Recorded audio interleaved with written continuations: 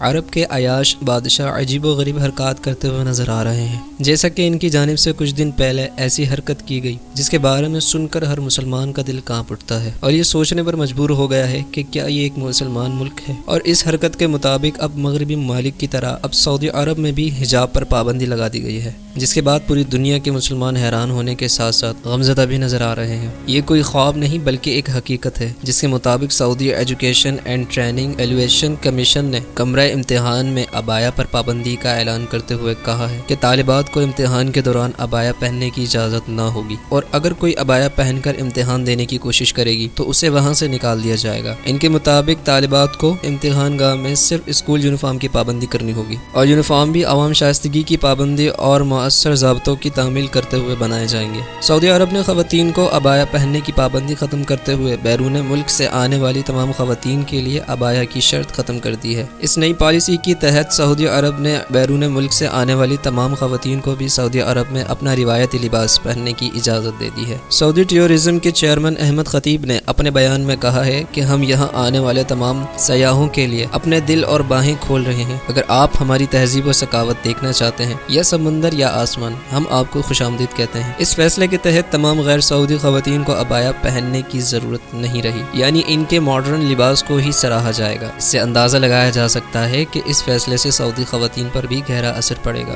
اس فیصلے کے ساتھ ہی سعودی عرب نے اپنے ملک کے ویزے کے لیے آن لائن درخواستیں کھول دی ہیں، اور اب کسی بھی ملک کے سیاح کسی بھی حالت لباس میں آ سکتے ہیں۔ ناظرین گرامی، یہ بات یاد رہے کہ سعودی عرب کے ٹورزم کو فروغ دینے کا عمل شاہ سلمان کے اکانومک پلان 2030 کا حصہ ہے۔ سعودی عرب میں حجاب کی پابندی بالکل ختم کر دی گئی ہے، اور اب خیال کیا جا رہا ہے کہ ایک اور اسلامی ملک ایران میں بھی اس کا خاتمہ کر دیا جائے گا، کیونکہ ایران میں ایک ایسا طبقہ موجود ہے جو آزادی کا طلبگار ہے، اور اس طبقے سے تعلق رکھنے والی عورتیں بھی چاہتی ہیں کہ ان کی زندگی میں کوئی روک ٹوک نہ ہو، یہاں تک کہ انہیں حجاب سے بھی آزاد کر دیا جائے۔ ان عورتوں کی تحریک دن بہ دن زور پکڑتی جا رہی ہے، اور اب شاید ان کی بات مان لی جائے، لیکن سوال یہ پیدا ہوتا ہے کہ یہاں تک نوبت کیسے پہنچی۔ اس حوالے سے آپ کو بتاتے چلیں کہ یہ 14 ستمبر کی بات ہے، جب تہران میں اخلاقی پولیس کی حراست میں 22 سالہ لڑکی مہسا امینی کو بد حجابی کے الزام میں گرفتار کیا گیا۔ احتجاج کرنے والی خواتین کا کہنا ہے کہ پولیس کی حراست میں مہسا امینی پر بدترین تشدد کیا گیا اور اسے زخمی حالت میں ہسپتال منتقل کر دیا گیا، جہاں 2 دن بعد زخموں کی تاب نہ لاتے ہوئے اس کی موت واقع ہو گئی۔ بد حجابی اور مذہبی ڈریس کوڈ کی خلاف ورزی کے الزامات پر جوان لڑکیوں کی گرفتاریاں اور ان پر ریاستی تشدد ایران میں کوئی نئی چیز نہیں ہے، لیکن شاید کسی کے ذہن و گمان میں بھی نہیں تھا کہ مہسا امینی کی موت برسوں سے چلے آ رہے اس قانون کے خلاف ایک ایسی چنگاری ثابت ہوگی جو پورے ملک میں عوامی غم و غصے کو بھڑکا دے گی۔ اس وقت ایران کے سبھی بڑے شہروں میں مظاہرے پھیل چکے ہیں، جن میں خواتین پیش ہیں اور ایرانی ملائیت قانون کے خلاف احتجاجاً سر عام حجاب اتار کر جلا رہی ہیں۔ یہ مظاہرے حجاب کے قانون کے خاتمے سے آگے بڑھتے ہوئے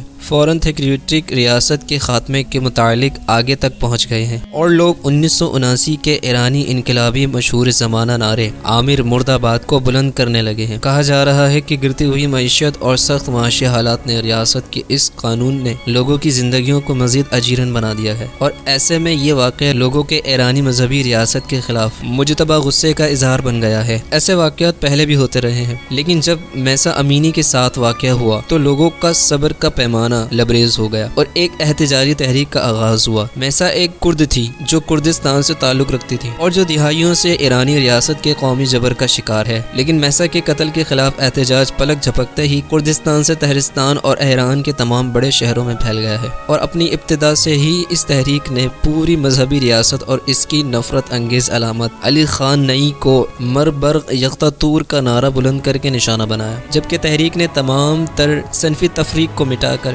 ایک نئے نعرے کو بھی جنم دیا ہے، اور وہ ہے زن زندگی آزادی۔ ناظرین گرامی، یہ تمام اقدامات سعودی عرب میں ہوں یا پھر اسلامی ملک میں، مگر اس میں کوئی شک نہیں کہ یہ کام خلاف اسلام ہے، جن کی ہرگز اجازت نہیں دی جا سکتی، کیونکہ پردے کی اسلام میں خصوصی اہمیت بیان کی گئی ہے، اور مرد و زن کو ستر پوشی کے ساتھ شرم و حیا کو بھی مقدم رکھنے کا حکم دیا گیا ہے۔ یہی وجہ ہے کہ مرد کو کسی بھی دوسری عورت پر نگاہ ڈالنا جائز نہیں۔ نبی کریم صلی اللہ علیہ وآلہ وسلم بھی بہت شرم و حیا والے تھے، اور آپ صلی اللہ सल्लल्लाहु अलैहि वसल्लम ने दूसरों को भी इसका दर्स दिया। एक हदीस में आता है कि हज़रत सईद खुदरी रदियल्लाहु ताला अन्हु का बयान है कि आप सल्लल्लाहु ताला अलैहि वसल्लम पर्दा वाली लड़कियों से भी ज़्यादा बाहया थे। जब कोई बात ऐसी देखते जो आप सल्लल्लाहु अलैहि वसल्लम को नागवार लगती तो हम लोगों को आप सल्लल्लाहु अलैहि वसल्लम के चेहरे मुबारक से ही मालूम हो जाता था। कुरान करीम में इरशाद रब्बानी है, ए आदम की औलाद, हमने तुम्हारे लिए लिबास पैदा किया जो तुम्हारे लिए तुम्हारी शर्मगाहों को भी छुपाता है और मुअज्जब ज़ीनत भी है, और तकवा का लिबास ये इससे भी बढ़कर अल्लाह पाक की निशानियों में से है ताकि लोग ये याद रखें। इस हवाले से कुरान पाक में हक ताला एक और जगह फरमाता है कि मुसलमान औरतों से कहो कि वो भी अपनी निगाह नीची रखें और अपनी असमत में फर्क ना आने दें और अपनी जीनत को जाहिर ना करें सिवाय उसके जो जाहिर हो। अपने गिरबानों पर अपनी ओढ़नी डाले रखें और अपनी आराइश को किसी के सामने जाहिर ना करें सिवाय अपने खाविंद के, अपने वालिद या ससुर के, अपने बहन भाइयों के या फिर अपने बच्चों के। प्यारे साथियों, इस्लाम में ख़वातीन को मस्तूरात भी कहा जाता है और मस्तूर का मतलब है छुपा हुआ। औरत के पर्दे के हवाले से एक हदीस पाक में आता है कि हज़रत अब्दुल्ला रदियल्लाहु ताला अन्हु से रिवायत है, नबी करीम सल्लल्लाहु अलैहि वसल्लम ने फरमाया कि औरत पर्दे में रहने की चीज़ है, क्योंकि जब वो अपने घर से बाहर निकलती है तो शैतान उसे बहकाने के लिए मौका तलाश करता है, और औरत के पर्दे को इस कदर अहमियत दी गई है कि इसके लिए इबादत भी पर्दे के बगैर और बेपर्दा जगह पर करने से मना फरमाया गया है। हज़रत अब्दुल्ला बिन मसऊद रदियल्लाहु ताला अन्हु से रिवायत है कि रसूलुल्लाह सल्लल्लाहु अलैहि वसल्लम ने फरमाया कि औरत का कमरे में नमाज पढ़ना आंगन में नमाज पढ़ने से बेहतर है, और अंदरूनी कोठरी में नमाज पढ़ना कमरे में नमाज पढ़ने से बेहतर है। यानी औरत जिस कदर भी पर्दा करेगी उस कदर बेहतर है। इस हवाले से हदीस पाक में आता है, हज़रत उम्मे सलमा रदियल्लाहु ताला अन्हा फरमाती है कि वो रसूलुल्लाह सल्लल्लाहु अलैहि वसल्लम के पास बैठी थी और हज़रत मैमुना रदियल्लाहु ताला अन्हा भी पास थी। सामने से हज़रत अब्दुल्ला बिन मक्तूम रदियल्लाहु ताला अन्हु जो के नाबीना थे तशरीफ लाए। रसूलुल्लाह सल्लल्लाहु अलैहि वसल्लम ने फरमाया, इनसे तुम दोनों पर्दा करो। हमने अर्ज़ किया कि या रसूलुल्लाह सल्लल्लाहु अलैहि वसल्लम, क्या ये नाबीना नहीं है? तो रसूलुल्लाह सल्लल्लाहु अलैहि वसल्लम ने फरमाया, क्या तुम दोनों भी अंधी हो? क्या तुम इन्हें नहीं देखती? इस हदीस से साबित हुआ कि ख़वातीन को भी मर्द से पर्दा करना चाहिए और निगाह नहीं डालनी चाहिए, चाहे वो मर्द बसारत से महरूम ही क्यों ना हो। आखिर में दुआ है कि अल्लाह ताला हर किसी को पर्दे की अहमियत और फजीलत समझने की तौफीक अता फरमाए। आमीन